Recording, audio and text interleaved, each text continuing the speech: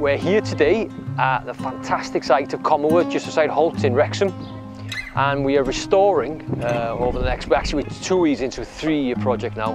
We're here with volunteers from HSBC Bank, and we're restoring an 1848 hedgerow pattern as part of the Long Forest project and HLF funded project, which is a partnership project that we're in with Woodland Trust.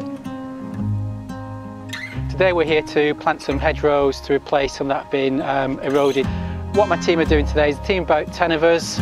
We're digging hedgerows, actually planting the trees back in, spacing them out. It's really good because normally we're based in an office doing office work. Today we've got a beautiful day, really nice and sunny.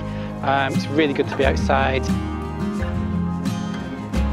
It is, as I said, an all-Wales project, and we've developed an app, a hedgerow surveying app, to survey as much of the hedgerows within Wales as we possibly can. Anyone with a phone can download the app free of charge. It's free to use. You know, you walk along a hedge line, you survey it for structure, species, density, different types of plants within that particular hedgerow, and it goes into the Long Forest database where we can get a good idea on the state of Welsh hedgerows. So everyone can be involved with the Long Forest project.